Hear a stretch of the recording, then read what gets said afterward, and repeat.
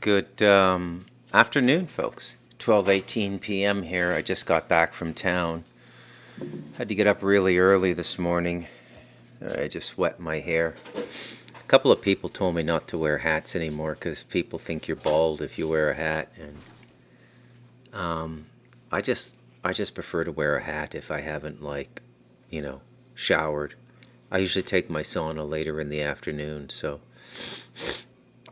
it just, if my hair's a mess, so I just put a hat on, but I really don't care anymore.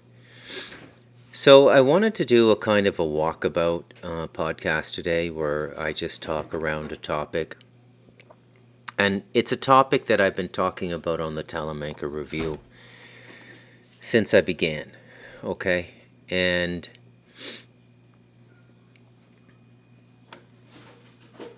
it's something that I'm starting to notice based on the comments and based on the appearance of that commenter, St. Joan of Arc, who started in the comments under and then appeared in the chat yesterday, that there's a lot of people who are just not understanding what I'm saying. And I always take responsibility for that. I assume it's me, okay? Because what I'm trying to convey is fairly straightforward and fairly logical, not that complicated. But the trick lies in having a perception that can perceive it. This is what I'm starting to realize, and in that regard, the podcast has been remarkably beneficial for me because I've learned a lot about myself and a lot about people in general, which I might not have known had I not done the podcast. So perception is your ability to see, but it's the sight of consciousness, not the sight of your eyes. A perfect perception, an unmolested, untrammeled, or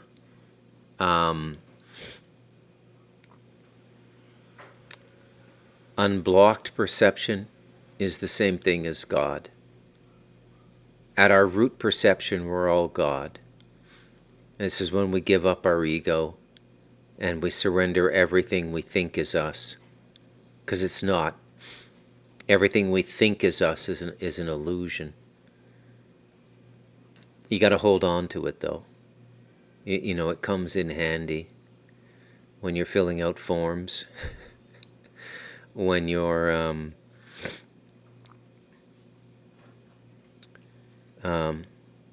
meeting in-laws, stuff like this. So it would make about as much sense to completely dissolve your ego permanently as it would to walk around nude in a shopping mall in downtown Minnesota or Ohio. Okay? It's customary to wear clothes, so you got to wear clothes. Doesn't matter whether you don't think you need to wear clothes. People are accustomed to being met by a personality, and that personality is the sum of a number of things. Where you were born, what race you were born into, what culture you were born into, what religion you were born into, what history you were born into, what trauma you were born into, what wealth or lack of wealth you were born into. All of these things go into forming a personality. And the personality is the archetype or fabrication of this lifetime, of the lifetime you're living. And you have to have one. You can't live without one.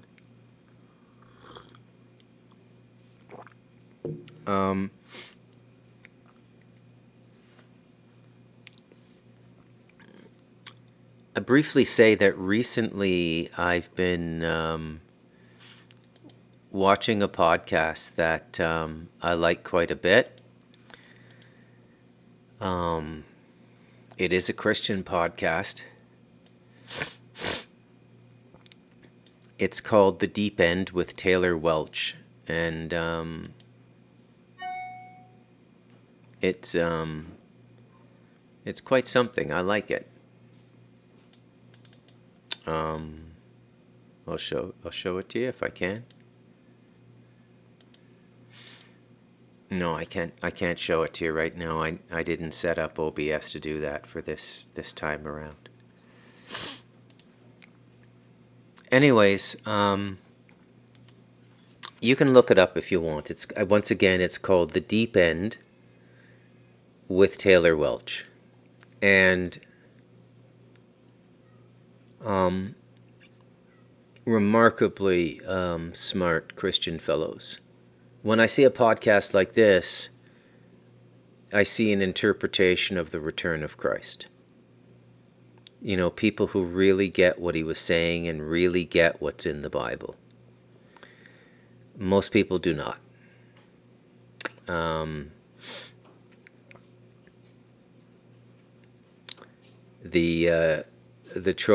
troll I've been dealing with does not, despite going to Mass every day. That's probably part of the problem right there. The rituals can't save you. The prayer can't save you. Nothing can really save you. You can do those practices and they're good. But getting a glimpse of the divine is by grace and grace alone.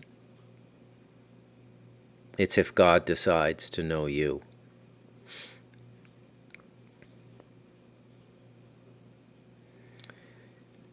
So, not everybody's born equal. Okay?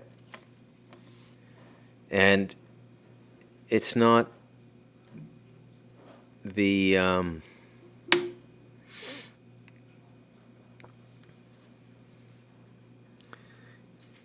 it's not the delight some people might fantasize about to have a relationship with God.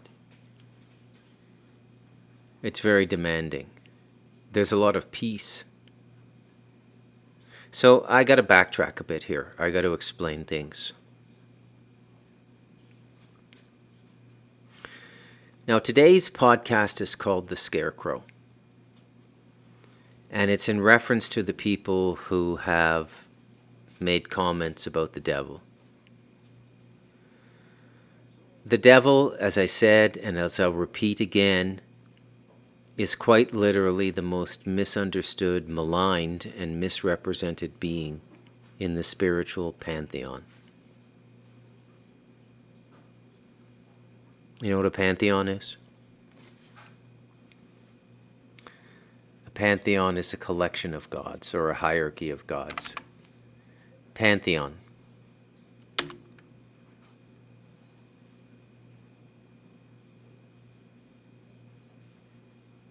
It's also a building in Rome, the Pantheon. Let me get the right definition.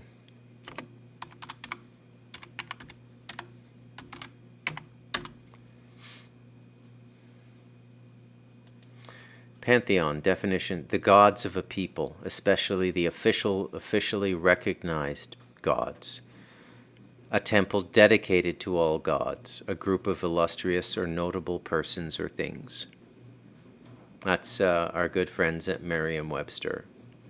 So I would say I'm using it as the gods of a people. Now I'm going to explain something to you. And this is critical for the world, but very few people want to accept it. Okay? All religions are more or less the same. All religions are more or less the same. You can say, well, they're different. And I would say, well, you're not really looking closely enough. Okay? And your definition of saying the same is not correct. Okay? So the purpose of eating is to gain nutrition. one of the principal forms of dietary nutrition globally, across the whole world, is starch. The body it interprets as starch, the energy is extracted as starch, and it has the same effect no matter what form it takes. And yet people will tell you that bread, potatoes, rice, and pasta are different kinds of food. Nutritionally, and in terms of what they do for your body and your mind, they're the same food. They're starch. We eat them as an energy source around primary nutrition. The minerals and vegetables, the minerals and vitamins and proteins we get from legumes, vegetables, dairy, eggs, meat. And we round out that diet with generally a cultural carbohydrate that goes with every dish. So where I live, it's rice. They like rice. Latin Americans like rice. And their main food is a legume, and it's a black or a red bean. High protein, high energy food. Easy to digest, full of fiber, full of everything you need. But the nutrition comes in the beans, and the energy, or the composite energy, the glucose that you're going to burn off comes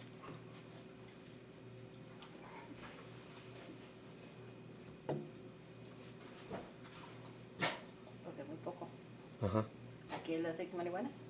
No. Wow.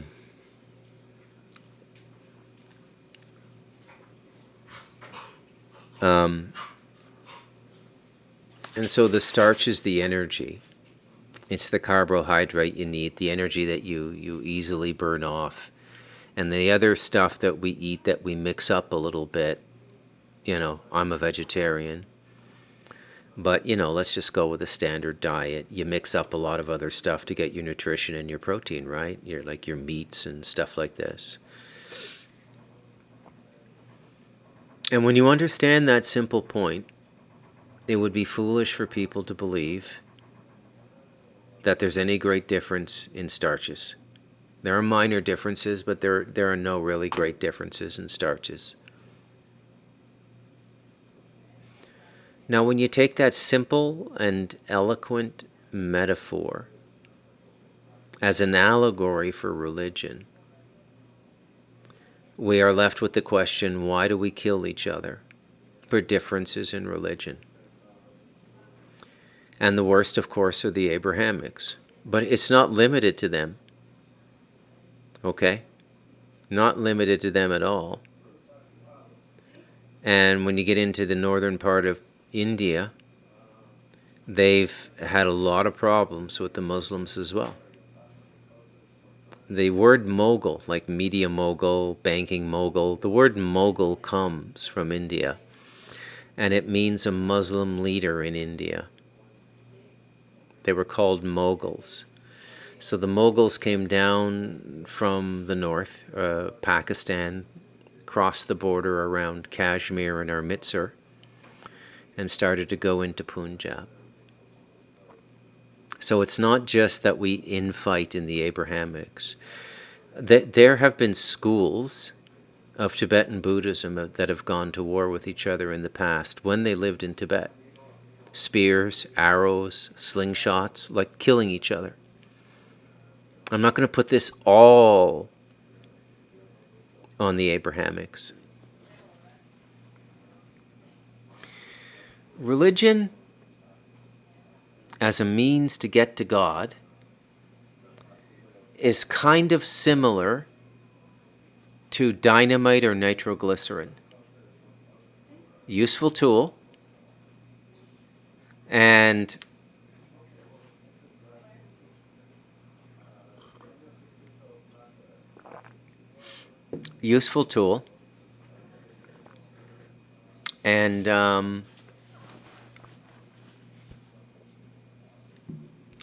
Sorry, there's people talking out on the patio. I get no respect here. Like, none whatsoever.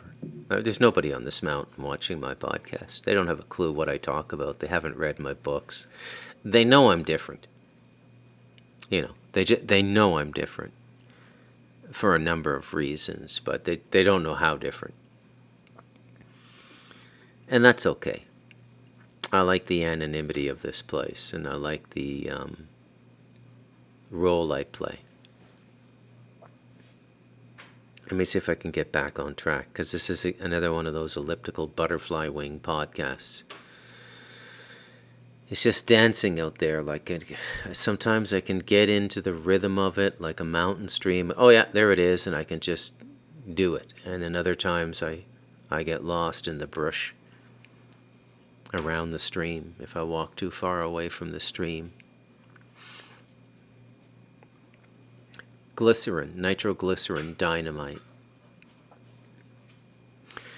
The way people interpret religion after the progenitors of the religion are gone is extremely dangerous. The only religion that exempts itself from this is Buddhism and the Vedic yogic paths. And it's very interesting that they're both very austere and very seclusionist paths, meaning that they seclude themselves. They don't get too involved in what's going on in the world. Although, what's his name? Thach Nhat Hanh, the Vietnamese, enlightened Vietnamese Buddhist master, did quite a bit for the peace process in the Vietnam War and went on to become an extraordinary teacher. He died just a few years ago in his 90s.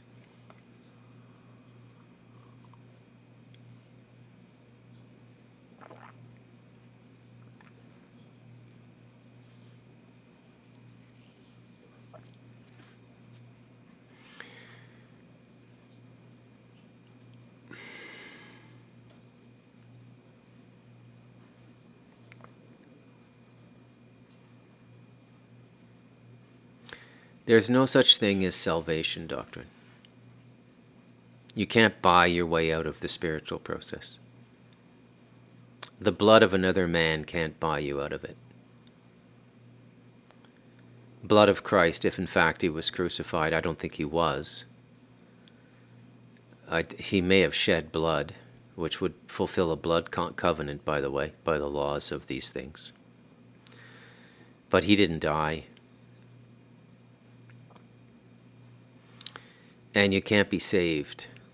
There's no such thing as salvation doctrine. It doesn't make any sense when you understand what's going on down here spiritually. Okay?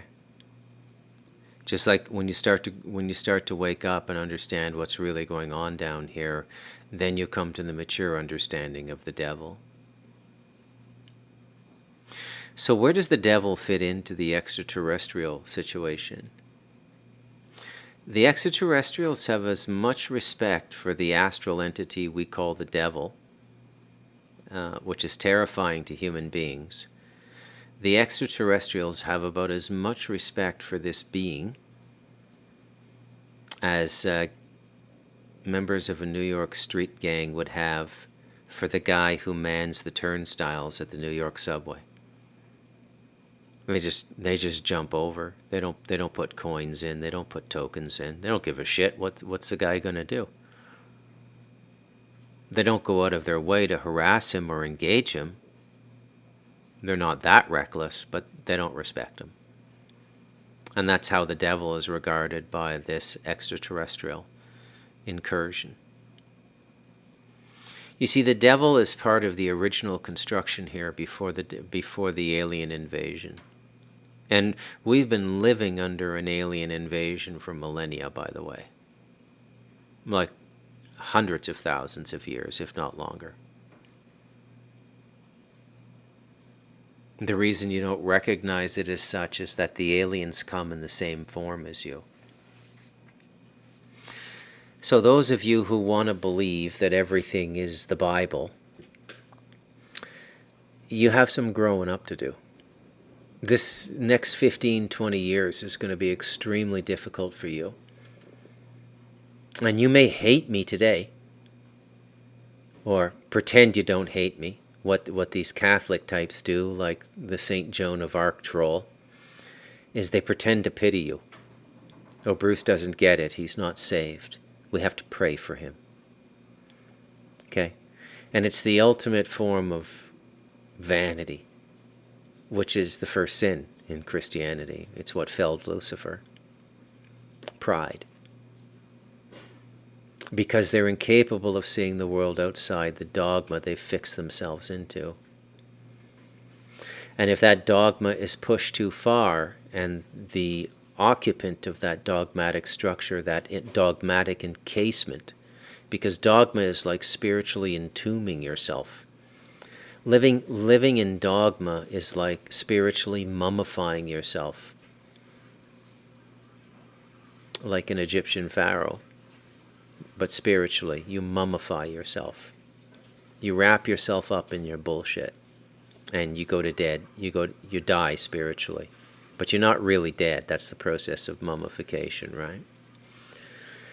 But you can't grow. You can't move. You can't do anything because you've been entombed by dogma.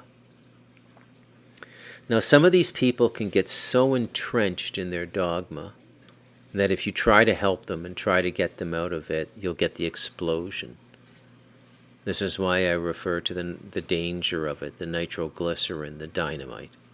They'll just explode. Okay?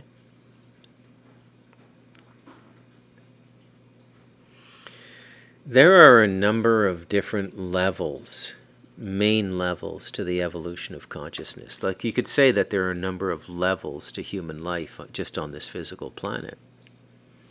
It goes all the way from, the primitive and nearly uncontacted tribes in Papua New Guinea that still practice cannibalism. The human experience goes from that all the way to Larry Fink, who's controlling several $1 trillion and goes all over the world whenever he wants to go, has his own jets, has access to anybody in the world to talk to because everybody wants money, everybody wants a grant, whether it's a medical research grant or a scientific research grant. Nobody would turn down a meeting with that guy because he's got money. So he's got access to everybody. Completely different life than the guy in Papua New Guinea, but they're all on the same dimension. Interesting, right? Also on this one dimension, the physical dimension, are life forms of vastly differing forms of expression, self-awareness, and movement.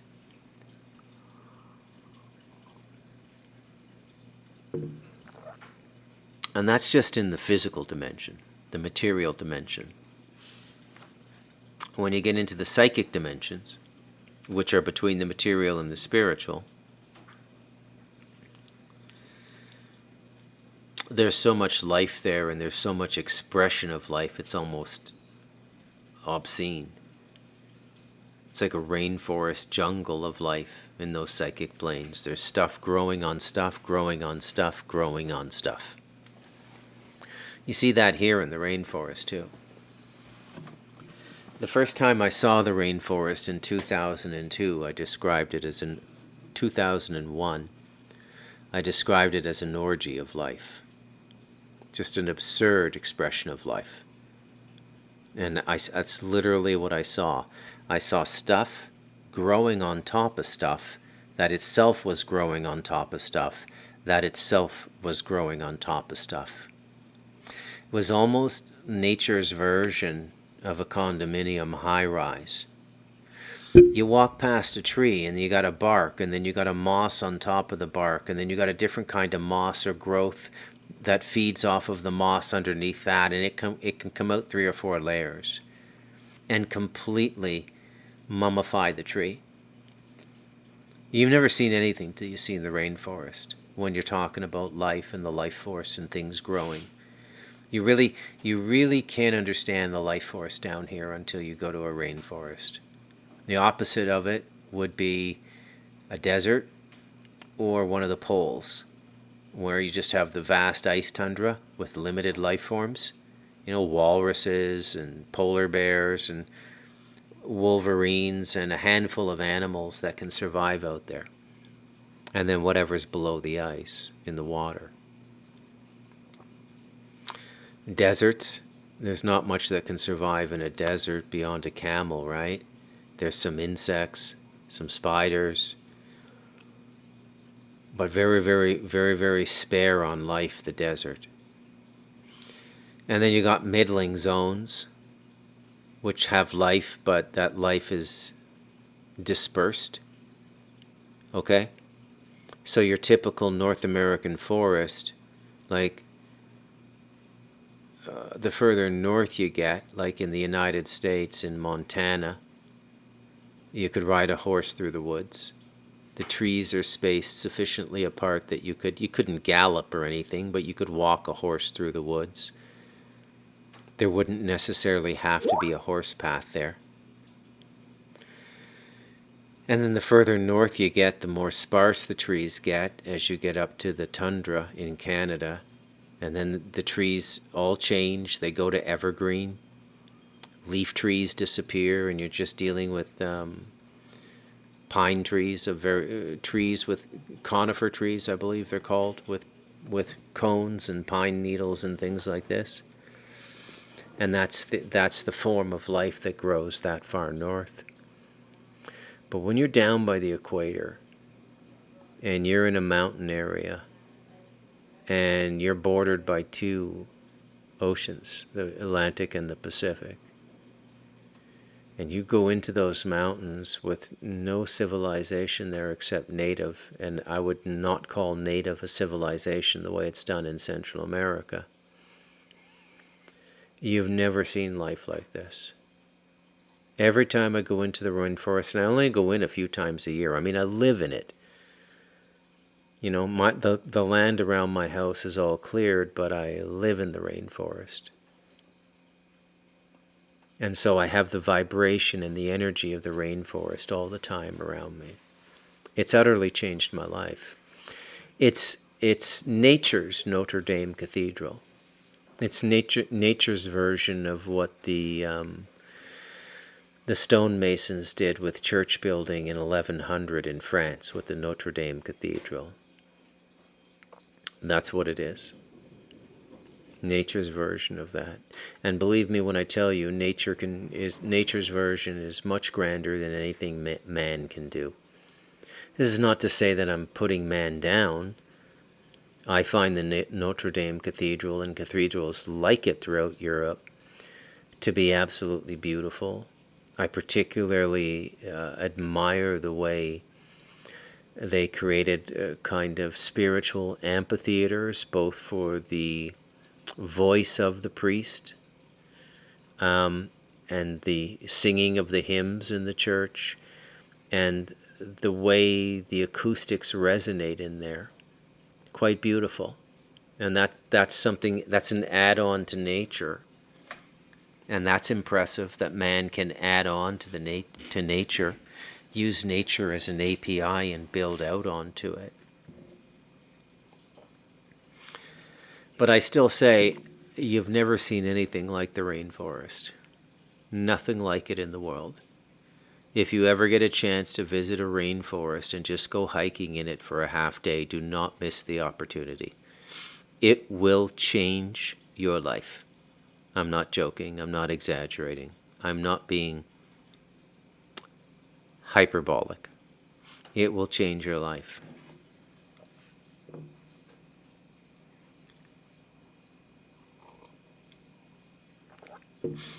So the devil is a scarecrow. The demons are scarecrows. What does a scarecrow do? I'm going to go to definition here. Scarecrow definition. A crude image or effigy of a person set up in a field to scare birds away from growing crops.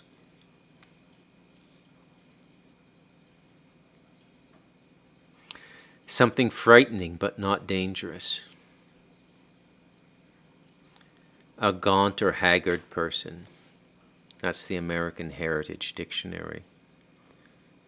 I would like to take a look at Merriam-Webster's. Number 1A, an object usually suggesting a human figure that is set up to frighten birds away from crops. Something frightening but harmless. Yeah, it's the same thing as the American Heritage Dictionary. I think they're borrowing from Merriam-Webster's. So that's what the devil is. And the devil never harms you, and the demons never harm you. You basically do it to yourself. Okay? When you make your mind still enough, you start to access a level of pattern recognition that most people don't have. You just start to see patterns. Okay? Has it ever occurred to you that the demons attack people not because they hate God, but because they love God? And they're not as forgiving of us as God is? And they're more powerful than us?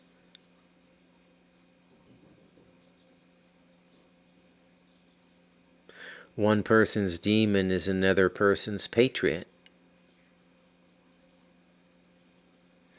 Patriots become demonic in a sense when they speak ill of or attack immigrants. The immigrant, it's an almost one-to-one match between the immigrant situation at the southern border and the fall of Lucifer and 1/3 of the angels as the story goes. Think about it. The patriot loves America. The immigrant has no respect for it. Doesn't know what they've been given. Doesn't understand the opportunity before them. The illegal immigrant, the mule train immigrant, coming up through Darien Gap and the various rat lines, feeding the southern border at Arizona and Mexico, California. So the American patriot is analogous to a demon. Guarding a territory they have been told to stand down on, even though they have higher status legally. They have been told to stand down, and they have been told to honor the illegal immigrant.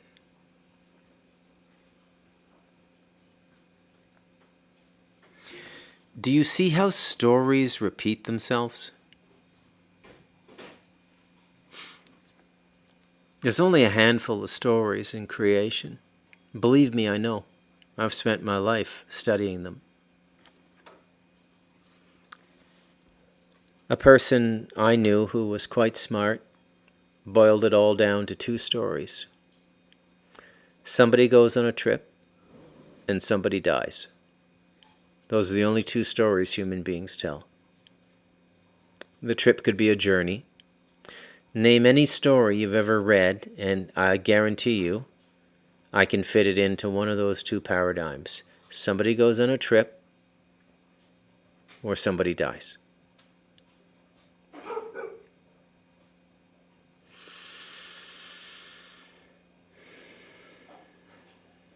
So the demons are scarecrows. You know what a euphemism is? Euphemism definition. So a euphemism is something we all do. It fits into irony and sarcasm. So it's a noun. And the first definition is a mild, indirect, or vague term for one that is considered harsh, blunt, or offensive. So it's softening something. Right? A euphemism. The use of such terms is definition number 2. Let me read number 1 again. A mild or vague term for one that is considered harsh, blunt, or offensive. People use euphemisms all the time. The British love them because they're a very polite people. You know, So the M series or the 00 series of spies in MI6 never say that they stabbed somebody or shot somebody. They say, I retired him. It's a euphemism for kill. I retired him. Okay? The third definition is a figure in which a harsh or indelicate word or expression is softened, a way of describing an offensive thing by an inoffensive expression, a mild name for something disagreeable. Right?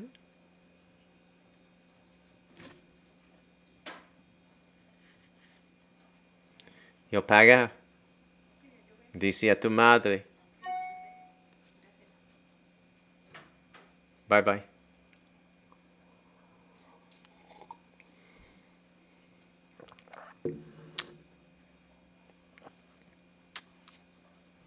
New kitchen being built at my mother-in-law's house, and it looks like I'm buying all the construction materials, but I don't mind. Spirit told me to take care of these people. I don't argue with Spirit. So I've always known what a euphemism is. Here's what a diffemism is. Diffemism. Oh, I didn't get it.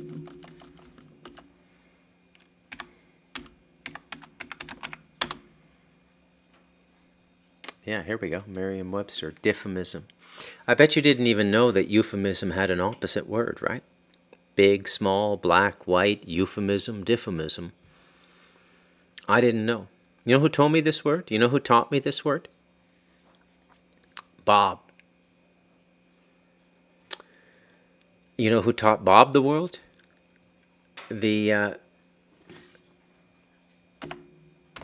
pantheon of spiritual assistance on the other side that was helping us write The Light of Darkness. I said to Bob, when he used the word diffemism in the way I'm going to explain it to you in a moment, I said, how did you know that word? He said, they just gave it to me now. I said, you've never heard that word before either? He goes, no, they just explained it to me. And when I'm talking to him on Skype, this is like 5 years ago, I said, I look it up, I read it to him, I go, this is the perfect word. He goes, yeah. Why wouldn't it be? A being's much more intelligent than you and I gave. So Bob is talking to the spiritual muse of the book and saying, hey, Bruce is asking me how to explain what demons really are to him. And the muse said, tell him they're diffemisms. All right, so here's what a diffemism is. The substitution of a disagreeable, offensive, or disparaging expression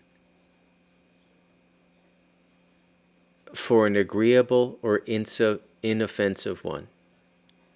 Also, an expression so substituted. Okay? So you could say, let me just play with this a little bit, because this is really my forte, playing with language. And language is the way to unlock understanding. And I've been trying to do this for I don't know how long, 6 or 8 months on the Talamanca Review. I don't know. I've got like 200 videos up now. I do one almost every day. There's 365 days in a year. So let's say I do 5 or 6 a week. I must be up around 8 or 10 months of doing this podcast now, and there's still people still don't understand what I mean when I describe the devil. Because they're entombed. They're mummified in their dogma. Hello? Can you hear me? Hello? Okay? Have your cardinal call me, Saint Joan of Arc. Have him call into the show. He'll actually understand what I'm saying, and then he'll explain it to you, okay? And you'll stop thinking that I'm evil, which I find very offensive, by the way. Very offensive. And ironic, given that I do this podcast to help people, not to curse them. Okay? But I suspect you're pleased with the fact that you've offended me, because you have been offended by my desecration of your dogma. The difference is, I'm doing you a favor, you're doing me a disfavor. I'm the action, you're the reaction. The reaction is always negative. Think about that. Pray on it, on those 5 or 6 masses a week you go to. Pray on it. So a diffamism is the substitution of a disagreeable, offensive, or disparaging expression for an agreeable or inoffensive one. So it's a scarecrow. So the scarecrow is built to scare birds away because they think a man is in the field, because you don't want the birds eating the corn. Okay? The demons are scarecrows that keep us from the fields of glory in the spirit, in the worlds beyond the physical. They don't want us getting to them and realizing the demons are nothing to fear, because then their energy source dries up. They're finished. Okay? You want to do away with the demonic legions on this planet? Stop fearing them. Confront them in your truth and in your connection to the divine, and command them to get out of your way. Exercise yourself. You don't need a priest. You have the power.